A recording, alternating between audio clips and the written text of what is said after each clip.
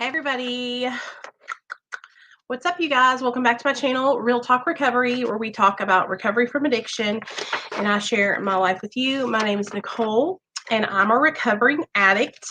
My sobriety date is July 13th of 2015 and this is my channel where we talk about recovery from addiction and all that other stuff that we talk about. So tonight we are going to do the second chapter in our relapse prevention book. Hey Jody, hey Brandon, what's up you guys? Thanks for being here. Hey Misty. So for those of you guys that don't know, we have been doing hey Brian, thanks for being here guys. So we have been doing working out of a workbook, you guys. Let me hold on just a second. Y'all already know I gotta share the video. Y'all help me share the video too.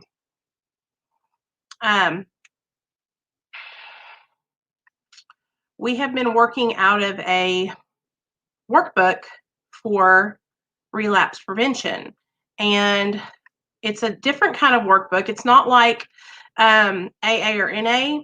It's more of it's from a different kind of perspective. I'll show you guys real fast. It's called the Addiction Recovery Workbook, Powerful Skills for Preventing Relapse Every Single Day. And it is by Paula Friedman. Okay. And so we have been working out of this book together. We started last Monday. Yes, Bubba. Can you please do this? What? Download Fortnite on your phone. Mobile though. Say mobile Fortnite. No, I'm not buying no skins. Baby, I'm poor. I can't buy no more skins. Sorry, guys.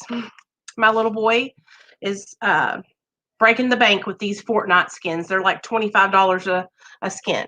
So that's out of control, y'all. Out of control. So chapter 2 is about chronic stress, trauma, and the nature of relapse. And so we'll wait just a second, let everybody get here that's going to come and hang out with us tonight. And then we will get started on that second chapter. For those of you guys that don't know, on Patreon, we are doing Codependent No More, which is a book by a lady named Melanie Beatty, and it's all about codependency. And y'all know I struggle with codependency. I think a lot of us do. And so we're doing that on Patreon every Sunday night at 7. So, you know, if you don't feel comfortable joining Patreon, you don't have to. It's just something that we're doing that is pretty cool that I thought I'd mention.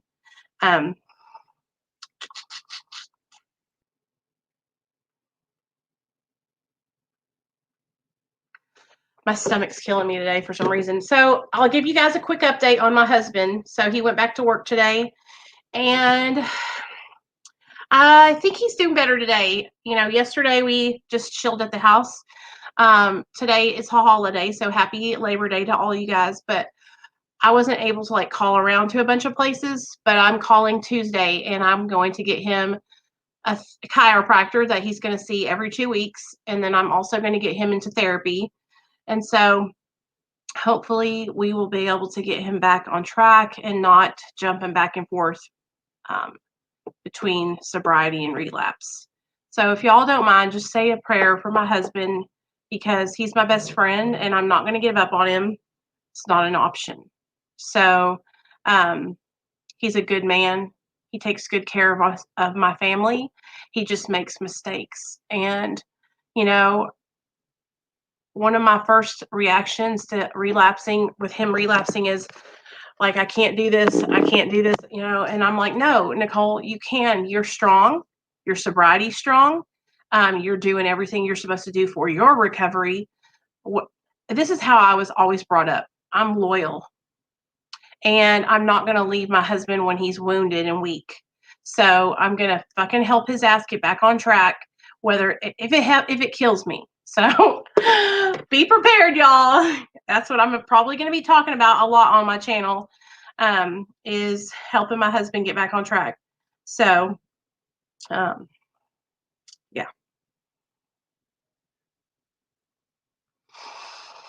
Nobody's perfect. I know that's right, girl. Okay, so we're going to get started. I'm going to get started reading, and we'll stop and we'll talk about each kind of chapter. So it says, Chapter 2, Chronic Stress, Trauma, and the Nature of Relapse. As we discussed in chapter 1, addiction develops from an effort to cope with internal and external experiences. So, right there, it's telling us how addiction develops. It develops because we are unable to cope with life. Okay. And so we pick up drugs and alcohol as a coping mechanism, as a way to check out of life, right? Many times in my life, I have struggled with being stressed out at my job, working too many hours and being tired. So my coping skill was to do methamphetamine so I would have more energy. Um, Another way that I've used drugs and alcohol to cope is when I was depressed or having anxiety. I would use opiates or benzos to change the way I felt. So, good. Addictive behaviors are often geared toward soothing physical pain, numbing painful emotions, distracting from or blocking out painful memories, or self medicating. This chapter will help you understand how stress and trauma have influenced your addiction and contributed to past relapses. It will teach you to recognize and manage hidden triggers that often drive using behavior and to heal from the painful things you've experienced. So, we're going to learn how to cope with triggers, hidden triggers, and how to manage, how to heal from painful experiences.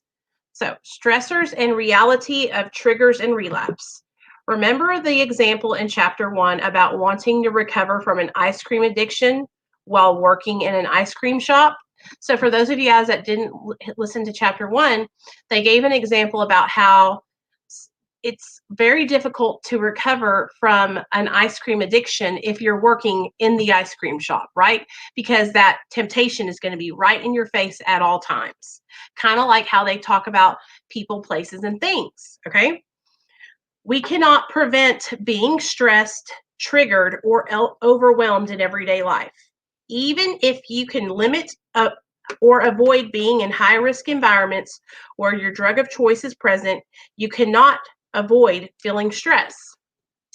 Every person experiences stress differently depending on how long the stressor has been going on, how long you accept the stressor to continue, how many times in your life you have experienced the same type of stress, how many times in your life you have experienced other types of stress, how you have learned to cope with stress, and what resources available to you for handling that stress. Let's look at the different types of stress. So these are the different types of stress, you guys. You have everyday stress, traumatic stress, and toxic stress. So I got to write that down.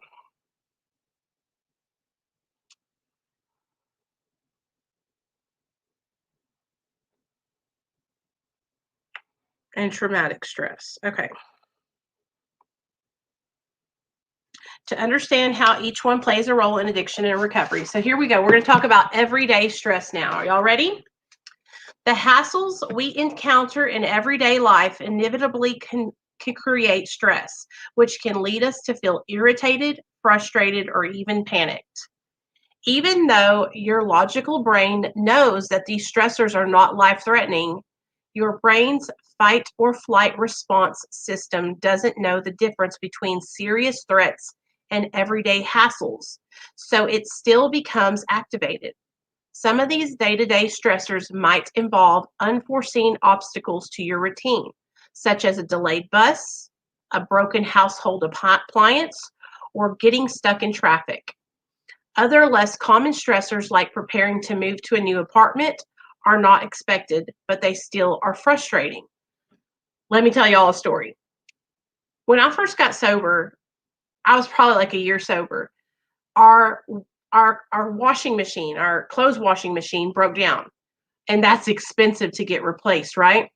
And I remember thinking, we don't have $300. How are we going to get the washer fixed? I was freaking out, you guys, because that's what I do. I freak out. But I remember coming on my channel and telling everybody, hey, well, my washing machine broke broke down, right? And I was like, what am I supposed to do? And I talked about it, and I didn't go out and get high over it. But normally I would have never been able to stay sober through something like that. I would have automatically used. But I had learned so many new coping skills. And one of the things that it helps me the most, you guys, and I'm such a huge advocate for this, is talk therapy. Talking about what you're going through. And I know this might sound redundant, or you guys probably get tired of me saying it, but if you can talk to whoever will listen to you, if you're struggling, talk about it. Call somebody. Tell anybody that will listen, because once you get it out of you, it really takes the power away and helps so much. Workplace stressors are some of the most common. The unrelenting pressure to meet deadlines, give presentations, or tolerate difficult coworkers can be exhausting. So this is what my husband is experiencing. He is going through a hard time with his job. It is very stressful. People are constantly complaining, and he constantly has pressure on him to meet deadlines. Juggling many tasks or responsibilities at once often triggers the stress response. If you are unemployed, the process of searching for a job can be stressful. Being fired from a job can cause overwhelming stress. Yet, most people face these stressful experiences at some point in life. Acknowledging that this is a common type of stress can help you be more compassionate with yourself when you're having a stress reaction. And since so many people can relate, you can get support from friends and coworkers. Most of us also experience relational and interpersonal stressors. Your nosy neighbor, your pushy mother-in-law, or your sassy teenage daughter will test your patience. Arguments with loved ones and misunderstandings with friends are natural parts of life. Stepping back to see the big picture can be extremely powerful in helping you take these situations in stride. While conflicts like these are stressful, practicing open and assertive communication skills will help you resolve them without panicking. With practice, you start to trust your ability to navigate these stressors successfully, and you don't have to try to avoid or control them. Okay, so now we're going to do an exercise together. Are y'all ready? Exercise, naming your everyday stress. So think about the major areas of your life today and the stressors they involve. Some of these areas might not bring stress every day, since certain periods of time bring more stress than others. There's no escaping stress, but pinpointing your predictable sources and times of stress will help you recognize where and when you are most vulnerable to get overwhelmed. What causes you guys stress inside your home? So for me, what causes me stress in my home is my son, chores, having 3 dogs. Nathaniel, what is wrong with you? He's literally screaming about that damn game. I'm going to take that damn game away from him. I'm telling you guys, this stresses me out. In your family relationships, what stresses me out in my family relationships is my husband, and sometimes my mother-in-law, and my son. In your friendships, I don't really have any friendships that stress me out at work or school. And I don't have anything that stresses me out in work because I really enjoy my job. And when it comes to your health, okay, eating stresses me out. Overeating stresses me out. When it comes to your finances, bills stress me out. Y'all feel me? Okay. Traumatic stress. Although plenty of everyday situations trigger the stress response, in those scenarios, your life is not truly in danger and your physical safety is not threatened. But there are life situations that are truly dangerous and can lead to serious harm. Trauma is an emotional response to an event or series of events. There are many situations that can cause trauma, such as being in an accident, witnessing or being the target of violence, being the victim of abuse or assault, or being struck by a natural disaster. After a traumatic event, the person tends to feel shock, numbness, or denial. Over time, the trauma survivor might have unpredictable emotions, increased fears, painful unwanted memories or flashbacks, or physical symptoms like an upset stomach. The side, okay. Describing the details of your traumatic memories is something you should do only in a safe environment. It is recommended you do this work with a trained professional. Otherwise, you can risk becoming re-traumatized and overwhelmed by the memories. Engaging too much with the details of your trauma without proper support may put you at risk for relapse. As you work through the exercises in this chapter, please do not go into detail. If you wish to seek treatment for your trauma, you can certainly bring this workbook to therapy. So, when I was younger, you guys, I went through sexual abuse, and I also was raped when I was like 24, 25. Can't remember exactly how old I was, but I was raped. And it was traumatic. And for the longest time, I didn't talk about it to anybody. I didn't tell a single soul. But then I started telling my story here on YouTube, and I started sharing about that. And it helped me a lot because I was ashamed to talk about it for a long time. But for me, it's really, really been beneficial. But some people have PTSD. I don't think I have PTSD from that trauma that I went through, but I know that some people do, Toxic stress. The experience of going through prolonged, repeated trauma is called toxic stress. Certain populations are particularly vulnerable to experiencing toxic stress. It affects children's mental and emotional development. Growing up in an environment where they are chronically abused or neglected or exposed to violence, addiction, or mental illness can have lasting effects on their emotional functioning. Children who grow up homeless, in a war zone, in extreme poverty, or in a community where gang violence occurs experience extreme, severe toxic stress. So, damn, sometimes I beat myself up, you guys, and I think, am I not doing enough for my son? Am I not a good mom? But we are good moms. We are doing the bomb. My son has a life better than any kid I ever known. So I have to be more easy on myself, not beat myself up.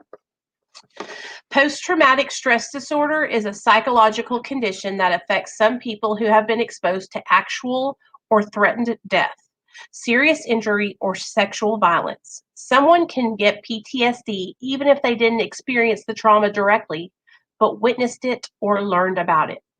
These are the main symptoms of PTSD. Oh, this is good. We need to hear. So you guys, these are the symptoms of PTSD. Listen. Unwanted and upsetting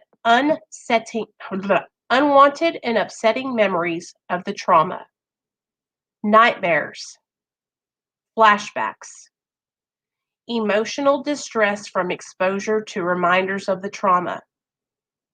Avoidance of thoughts, feelings, situations, and people that trigger memories of the trauma.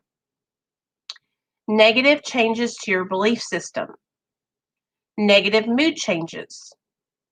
Losing interest in things you used to enjoy. Feeling detached from other people. Inability to feel joy or other positive emotions. Heightened arousal. Feeling on edge and scouring surroundings to make sure you are safe. Exaggerated startle response. Problems with memory, attention, and sleep. Angry or aggressive outbursts. Reckless or self-destructive behavior. PTSD can be diagnosed when these symptoms last for more than 1 month and cause significant problems across different areas of your life.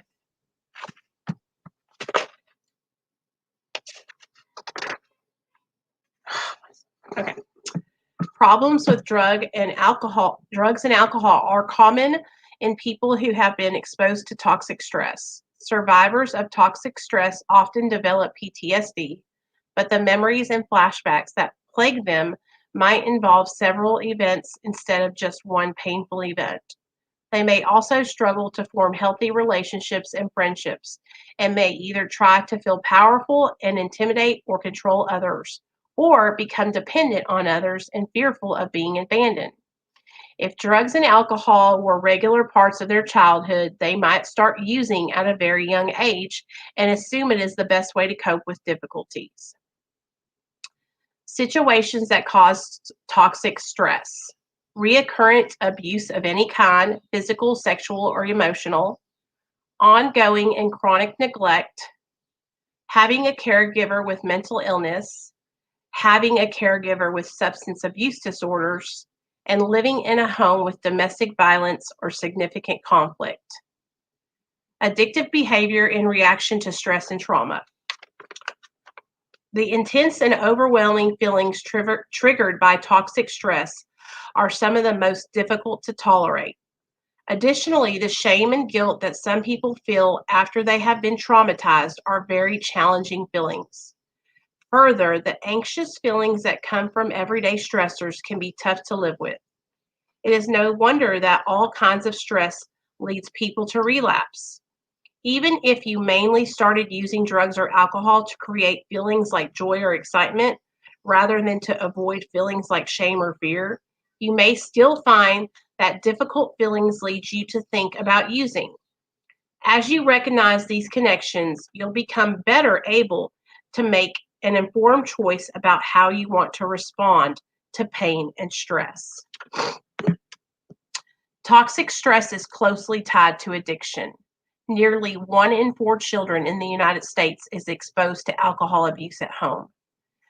Children of alcoholics are often exposed to toxic stress that can have lasting impact.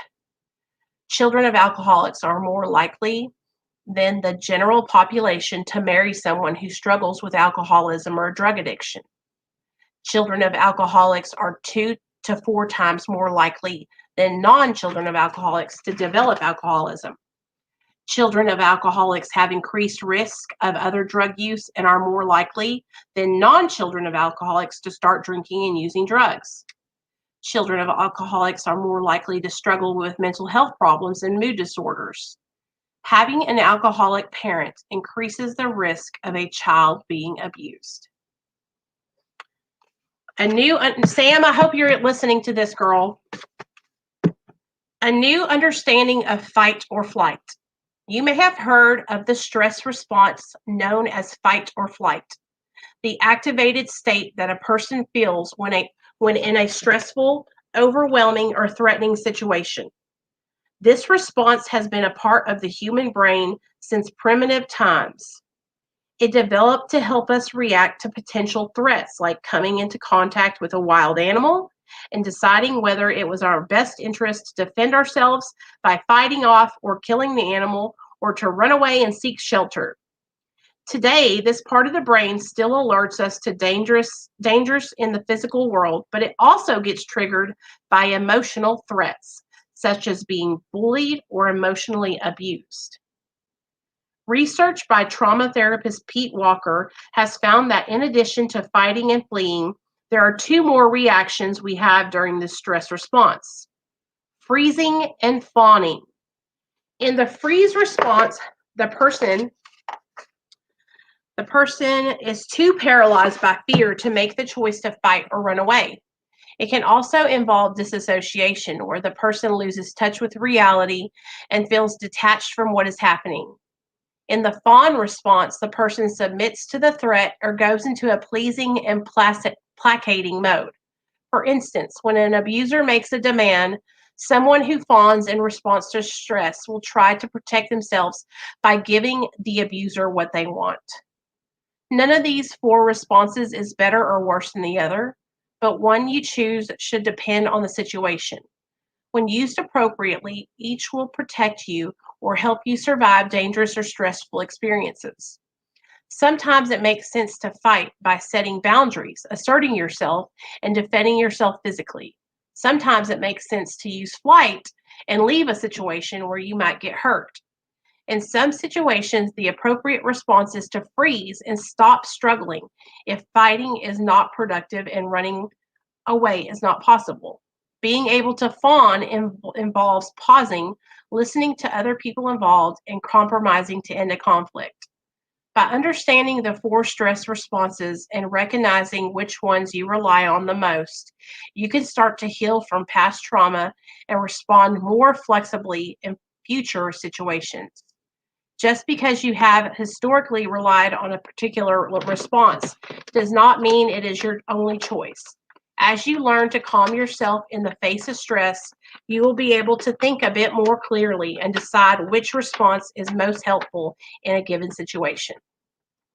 Okay, here are some reactions typical of the 4 F's. Consider how you have reacted in times when you have been stressed, triggered, overwhelmed, or threatened. Okay, so in a fight, did I feel and expressing error and commit others? Okay, so I'll do that whenever I get off here. Doing what other person demands, doing what you think. Okay. One more thing we're going to read. Here we go. Getting stuck in 1F. If you've been through something traumatic, especially if you've been traumatized many times from a young age, your brain becomes particularly sensitive to stress.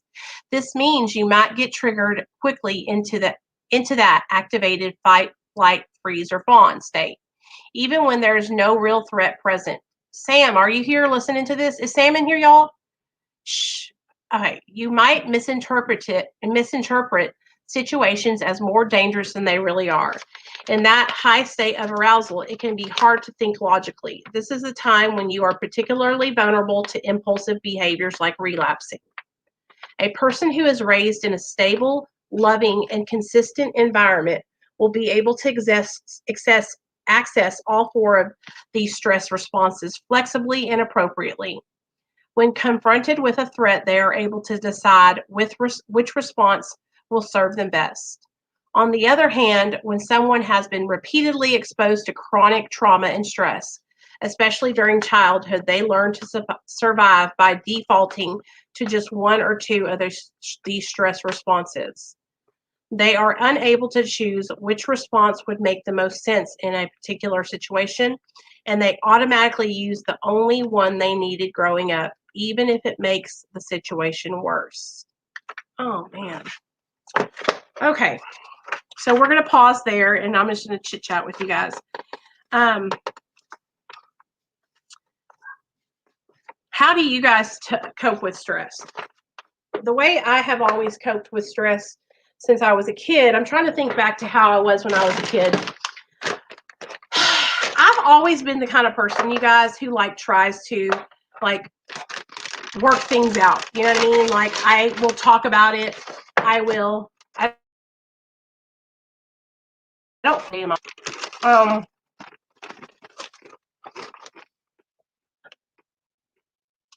I like to try and solve an argument by talking about it.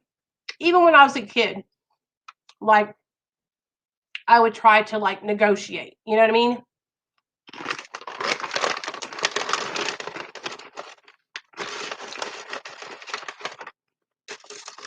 With the stress that I've been going through this week, I'm trying to think of ideas and ways to cope and help my husband, instead of making the situation worse. Hey, Bobby. Hey, Deidre.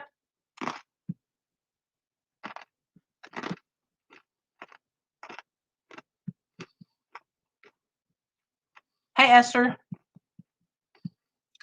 Hey, Jess. Sam. I need to text Sam and make sure she's in here. So for those of you guys that don't know, Sam is my sponsee, and we went to a meeting last Friday, and we were just talking about a bunch of different things.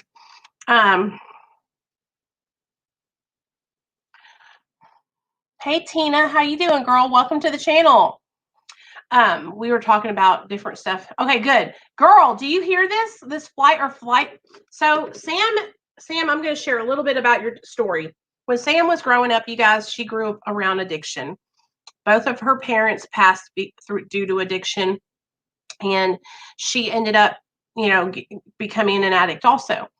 And now what she's been going through the past like couple of months is she's been really struggling with her body just being in automatic fight or flight mode. And now that we're reading this book, now I'm learning that it's because she has PTSD. And so her brain is resorting back to the only thing it knows, you know? And so I would have never known that if I hadn't got this book and started reading it with you guys. And this is going to help me be able to learn and maybe be better help for her. But I can only know, I know how to work through my own stress. You know what I mean? When we talk about recovery from addiction, Miss Tina, I know how to process through my own stress because like I have kind of figured out what works for me by working with other people and working with a sponsor and having a therapist. And like I said, I'm a huge advocate for talking it out and sharing about what you're going through, right? That helps me more than anything in the whole wide world. And I think the reason why it helps me is because I have spent so many years stuffing it down, right? And hiding it. And so now I just want to get it out of me, you know? Um,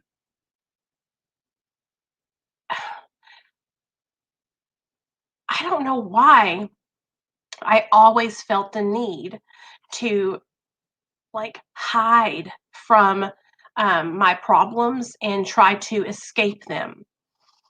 Hey, Josh, what's up, man? Especially when I was in my active addiction. I think then because I was full of shame and guilt and embarrassment.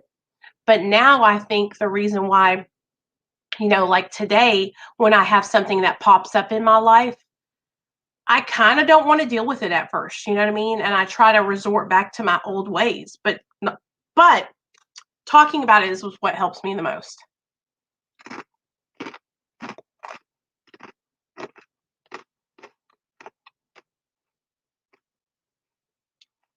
Hey, Shelly. Shelly says, trauma therapy is what led to my long-term recovery from disordered eating. Girl, that is amazing.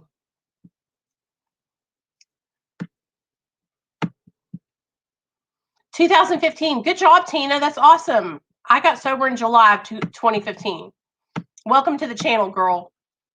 We'd like to hang out and talk about addiction recovery, and we help each other with recovery. We help each other. We just hang out.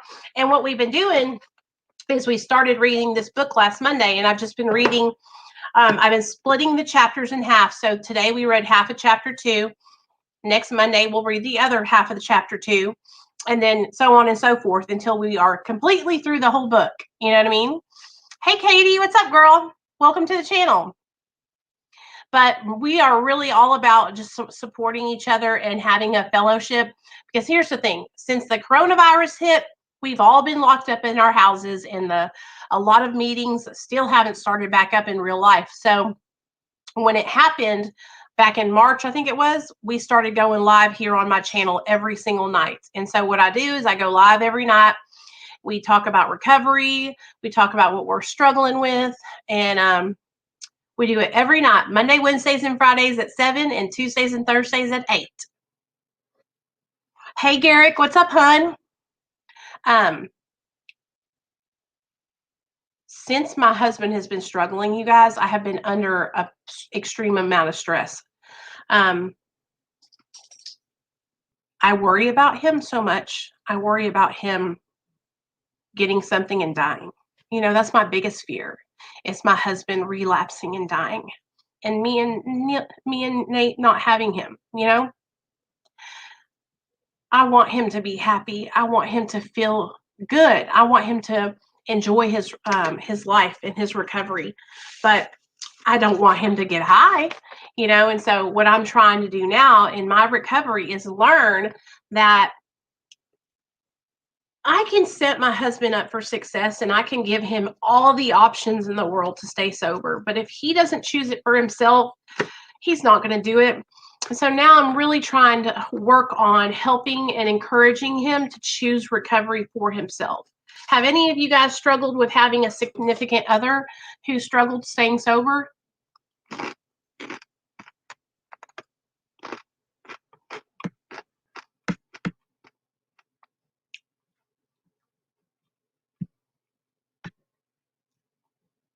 It's the hardest thing because, like, most people will tell you, just leave him. Don't stay around for it. You know what I mean? But it's like, I'm not going to just leave my husband.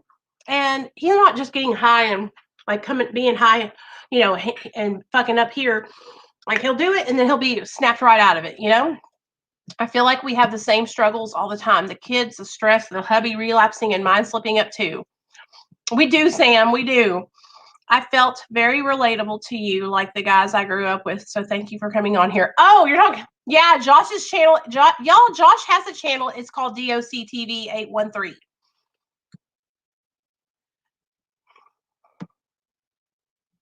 That's awesome, Cindy. I always feared I would find Chris dead, and then I did. Ugh. Sky, please don't say that. That's like my hugest fear. And I almost feel like I'm like, I don't want to manifest that into happening. You know what I mean, you guys? I know that recovery is possible, and I know that my husband can do this.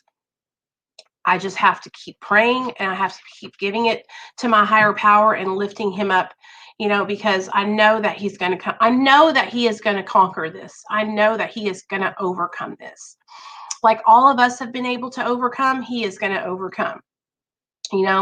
It's just sometimes I get a little discouraged, Well done.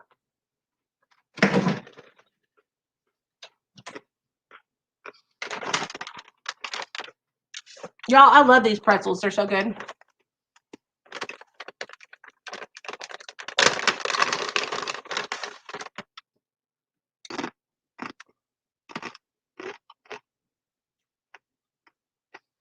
What happened, Wayne? How did you get poisoned?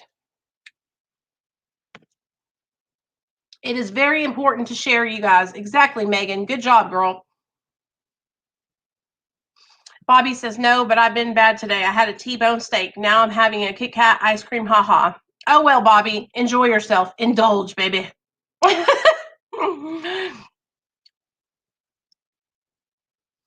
All you can do, Nicole, is lead by example. Yep.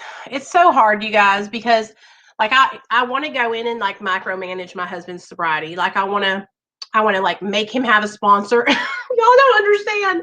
Like I want to literally like make him come to these meetings with us and make him talk to somebody on the phone. And it's so difficult because I just want him to have sobriety. I just want him to be, but I also want him to be happy, you guys. And have you guys ever met anybody that they're just not, it's like they're just sad and like it's almost like a depression that he has. And he's just not, I don't know how to explain it. Like he's happy when like we have great time together and we go on vacation, we do all these fun things, but it's almost like he hits this like funky wall every now and then. It's like a clinical depression, you guys.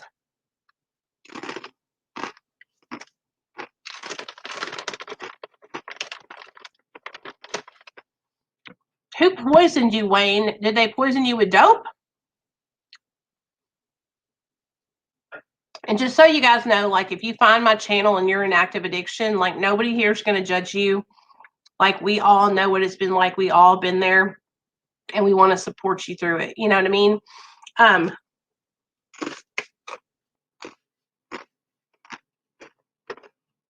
It's really important that we all remember that we only have today.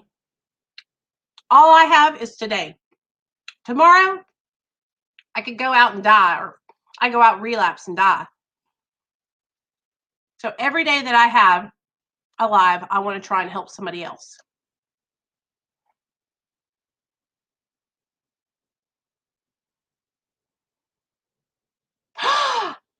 Wayne says, someone I thought was an old friend. I went by their apartment with their new roommate and they put something in my drink. My pulse was over 200 and then went into arterial fibrillation. My blood pressure was 185 over 125. Oh my God, man, that is horrible. We are so glad you're okay and that you're alive. And that's what we do. We wake up and we try to do the next right thing, and we try to share the message of recovery and hope with other people. So that way, here's the thing, you never know who's struggling and who's watching, you guys. Sometimes I think, oh, nobody's watching, nobody's coming over, nobody notices us over here. And then I'll get a message, an email. Nicole, I've been watching your channel for the last 3 years and you've helped me so much. And I'm just like, wow, I never would have thought that. And so just by you guys being here in the comment section and commenting and sharing your stories, like, other people are going to come back and watch the replay, and they are going to see your comments. They're going to see your stories. They're going to see, hey, that girl right there, she's been through it. I've been through it too. Yeah, Wayne, we're glad you're okay.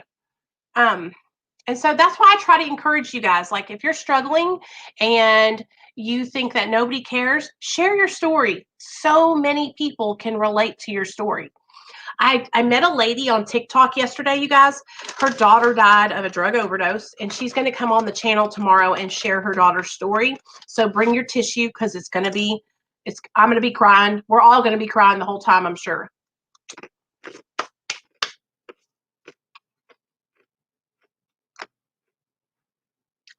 Megan, that is what my husband's going through. And that's also what my best friend, Christy, is going through. She has been sober for 7 years, but she has been struggling with depression and anxiety for all 7 of those years. And so what now she's starting to do is she's starting to doubt herself. And she's like, well, if I'm sober and I'm miserable, what's the point? And so I just want you to know that some of us, our brains need extra help. So if you're struggling and you're depressed and you're unhappy, please seek medical attention. Please go to the doctor. Please go to therapy, because there's help out there for you, whether it be in medication or just therapy. My brain always tells me nobody wants to hear me. Girl, we want to hear you, Jess. We want to hear you. And you know what, you guys? That's why I think it's so important for y'all to understand. Yes, the 12 steps work. Yes, other recovery programs work. But if you are struggling with clinical depression and like really bad mental illness, go and get a doctor. Go and get therapy. I know that there are miracles that can happen, okay? God can heal you. You can have a spiritual awakening, right? But you guys, for the most part, that doesn't happen for everyone, okay? So going to the doctor and talking to somebody about what you're going through, there's nothing wrong with that. So please do not feel like you are broken because your brain is unhappy, because you might have chemicals that are missing there. Okay? So please don't suffer in silence. If you're unhappy and you've been sober for a while, or you're just getting sober and you're still feeling unhappy, reach out. Sam says, I always thought I'd feel so amazing in sobriety, and feeling so damaged is mind-bending. Majorly depressed lately. The meds aren't cutting it. I need to exercise. And so that's great. Sky brings up a great point. There's a lot of different things that we can do besides medication management: exercising, meditation, yoga, gratitude lists. These are all things that will help us with our mental health. Okay. But mental health is so important, you guys. I was enduring the pain for 6 weeks. Then I relapsed on heroin to help the pain, and I got sold toxic heroin. Then got back on methadone last week. Then got poison Saturday. Damn, Wayne.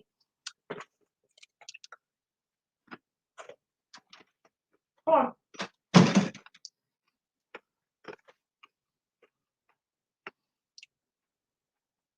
Me too, Bobby. I know, Cindy, that it has to be better than this life now. I just don't want to get there and worry about still being depressed. That's right. Sometimes we need outside help. And another thing, Megan, is do not worry about what's ahead. It's better than being fucked up. Okay. I'm going to tell you that right now. Your life will change exponentially once you get sober, and you won't have the misery of searching for dope and feeling like shit and being ashamed. And it's not going to be perfect because my life certainly isn't perfect, but it'll be better. And then if you do struggle when you're sober, like I said, mental health, getting help, super important. And, you know, I'm not going to be ever one of these people that's going to tell you guys that one thing is going to work. I want you guys to try everything, okay? If AA don't work for you, go and try Celebrate Recovery. Go and try therapy. Go and try Mara. Go and try Refuge Recovery. Go and try Smart Recovery. Shit, go stand upside down underneath a tree and swing like you're a freaking whatever. I don't care what you got to do. Try everything. Have many, many tools in your tool belt.